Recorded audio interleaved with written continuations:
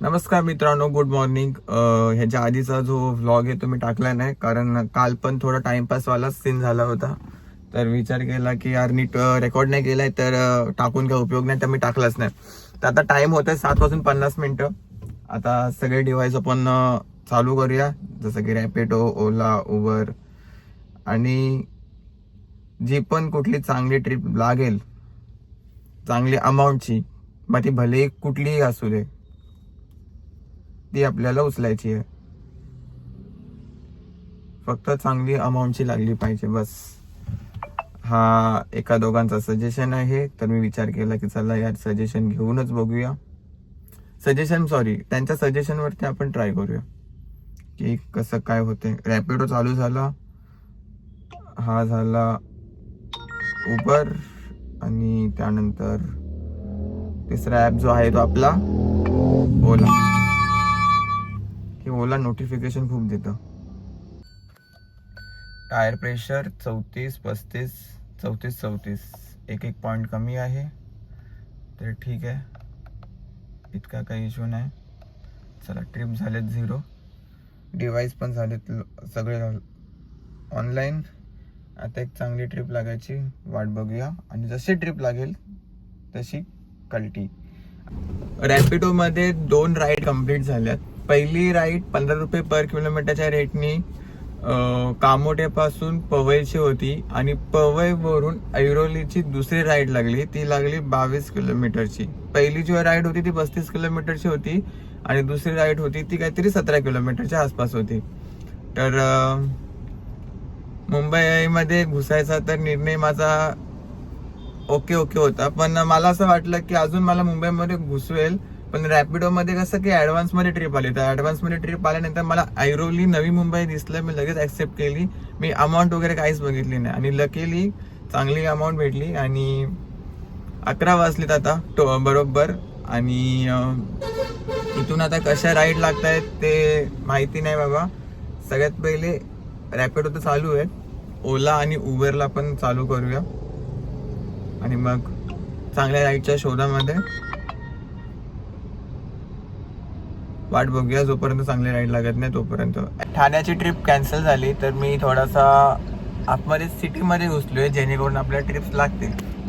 या साईडला हे गाड्या भेट चालल्या आहेत, आतमध्ये साईडला घुसलोय, पण ट्रिपच लागत नाही. कशामध्येच ट्रिप लागत नाही. ओला नाही, उबर नाही, रॅपिडो नाही. मग अशा वेळी काय करायचं? अर्धा तास थांबेल, लागली तर ठीक आहे, नाहीतर मग पुढे बघू. तर काय करणार, ऑप्शन नाही. विदाऊट ट्रिपचं कुठे फिरणार तुम्ही? आणि तुम्हाला कसं माहिती पडणार की इथूनच ट्रिप लागेल किंवा तिथूनच ट्रिप लागेल? असं नाही होत ना. मुंबईमध्ये असतो तर मे बी ट्रिप लागल्या असत्या, कारण मुंबईमध्ये कंटिन्यू ट्रिपा चालू असतात. पण आपल्याला पवईवरून डायरेक्ट ऐरोलीची ट्रिप लागली.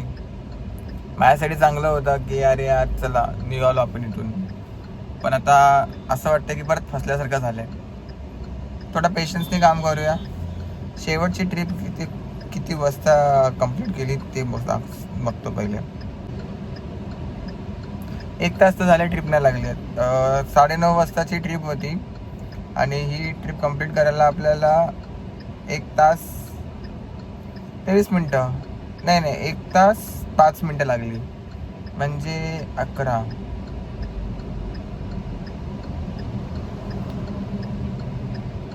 नाही यार, 2 तास झाले या ट्रिप नाही आपल्याला लागली.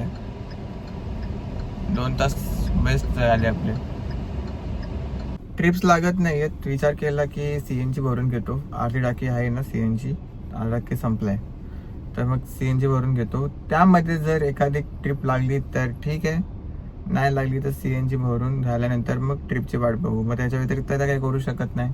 टेक्निकली मी सकाळी 400 रुपयाचा CNG टाकला, आणि मला असा अंदाज आहे की आता पण 400 रुपयाचा CNG जाणारच आहे. तर CNGचाच पैसा निघतात आतापर्यंत, बाकी तर काय हातामध्ये राहतच नाही आहे. CNG भरला,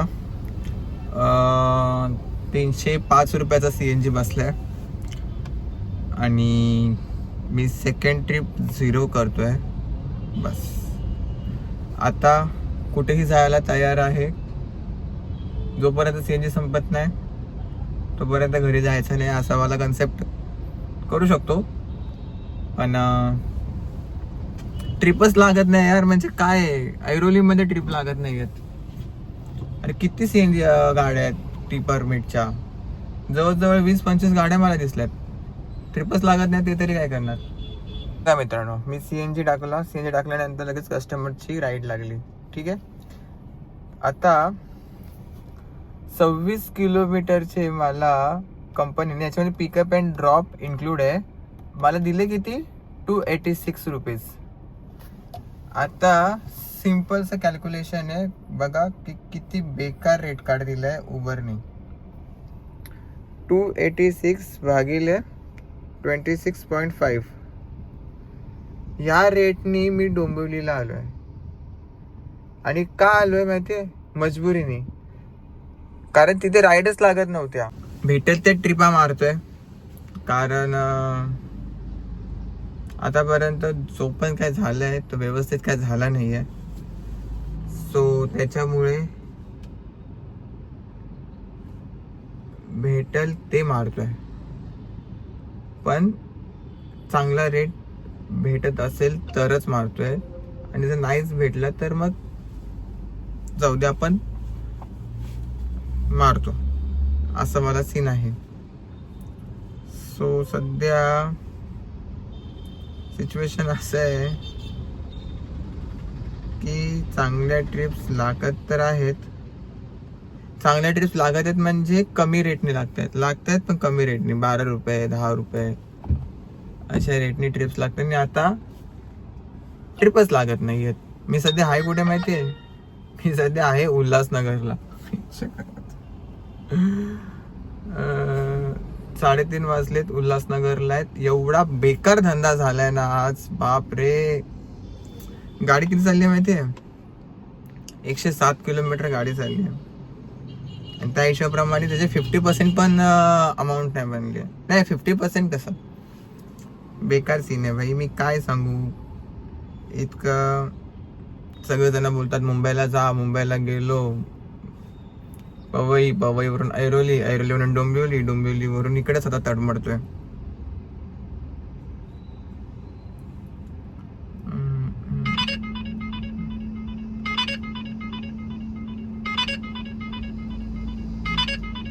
उल्हासनगर 5 किलोमीटरला अर्धा तास लागणार आहे. माझी एरियाची तरी ट्रिप भेटली ना,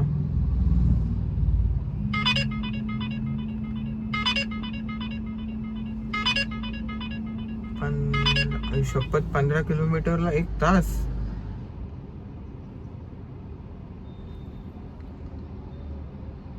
काय ट्रिप लागतात भाई. आज तर इतका बेकार फसलोय ना, जितका धंदा झाला ना त्याच्यापेक्षा अर्धा तास CNG गेलाय. आणि आता मी अशा एरियामध्ये आहे जिथून काही ट्रिप लागणार नाहीये. भिवंडीच्या पण पुढे आहे मी आणि हायवेला आहे. मेन गोष्ट म्हणजे इथून काय लागणार नाही. CNG भरायला मला 5.5 किलोमीटर ट्रॅफिक मध्ये घुसायला लागेल. मला काहीच डोक्यात चालत नाही की मी नक्की काय करू.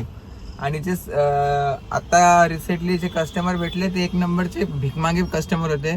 आयला वडापाव खाल्ला आणि अख्ख्या सीटवरती तेल केला आणि त्यांची आयमाय काढली मी इज्जतीमध्ये.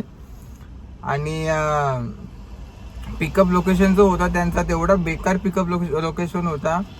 मला टेक्निकली जर बघायला गेलं तर मला ही परवडली नाही ट्रिप. 3 तास लागले मला ही ट्रिप कंप्लीट करायला.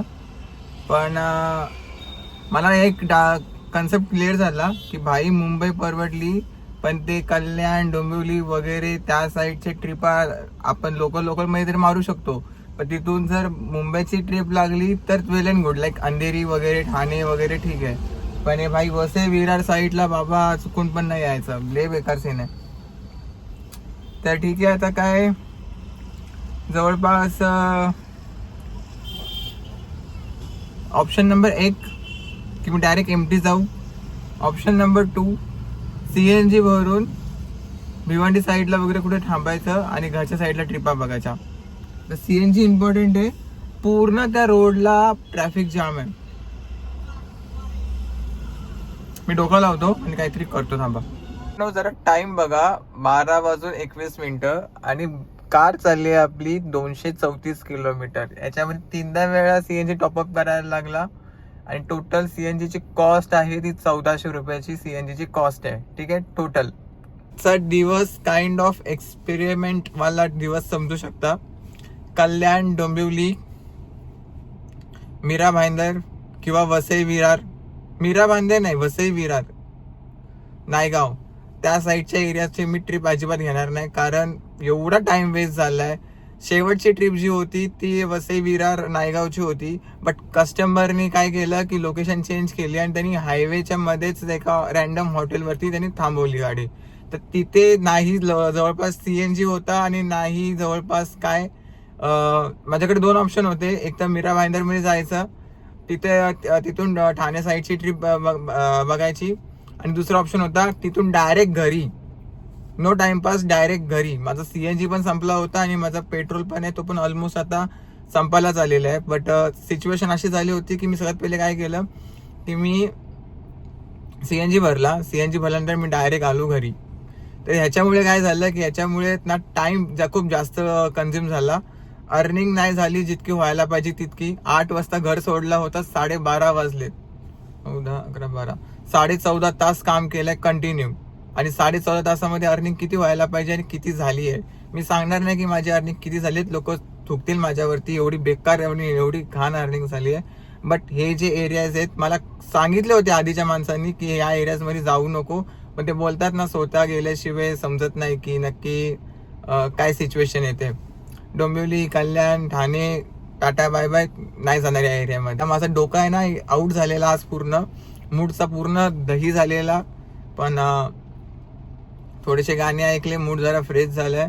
तर ह्याच्यामुळे आता उद्या सकाळी उठायला मला प्रॉब्लेम होणार. मी लिहून देतो आणि व्हिडिओ एडिट कधी करणार हे पण तर आहे. एनिवेज व्हिडिओ आवडला असेल नक्की लाईक करा, शेअर करा, सबस्क्राईब करा आणि मी भेटतो उद्याच्या व्हिडिओमध्ये.